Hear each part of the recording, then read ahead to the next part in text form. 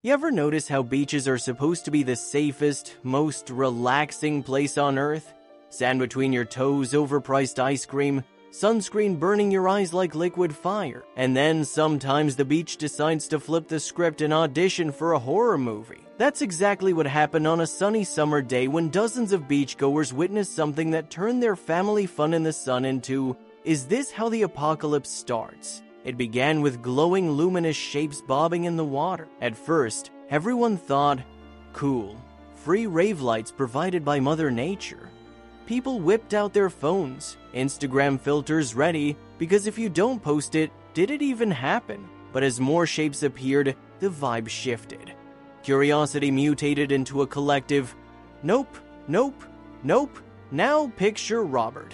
Dad mode off. He's half asleep on his towel, drooling like a broken faucet, until his kid Carson tugs his shoulder. "Daddy, look, what's that?" Robert blinks, squints, and realizes the entire beach is buzzing in nervous whispers. That's the universal sign for, you're about to regret leaving your bed this morning. Robert spots the strange glowing blobs floating lazily in the surf. His brain instantly goes, that's not a jellyfish, that's not seaweed, that's...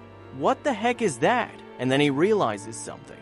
His daughter Katrina is way too close to the mystery blobs.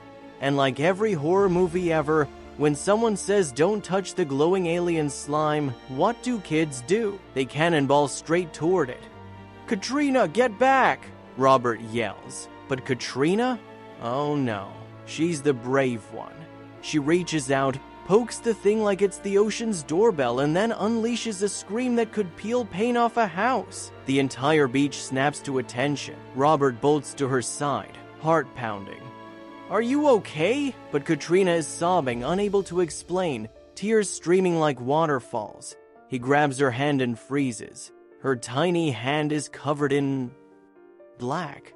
Not dirt, not seaweed, not paint. Black. Like the object had left its signature all over her skin. Robert does the only thing any panicking dad would do. Dunk her hand back in the water, scrubbing furiously like he's erasing history. Slowly, the black fades, but not enough to erase the fear twisting in everyone's stomach. And here's the kicker. The entire beach crowd is watching, recording, snapping TikToks, but literally no one steps forward to help. Humanity in 2025, folks. We won't save you, but we'll go viral watching you drown. But just when Robert thinks it's over, another scream rips through the air. Another kid, another blackened hand. Now the beach is in chaos mode. Mom snatching kids like footballs. Dad sprinting like they actually trained for that 5K. People leaving towels, coolers, and dignity behind. Total panic. Now, Robert is still trying to piece it together. Katrina's fine. Her hand looks scary, but she isn't in pain. So why the hysteria? He tries calming people down, but nobody's listening. Herd mentality. When one person bolts, everyone bolts.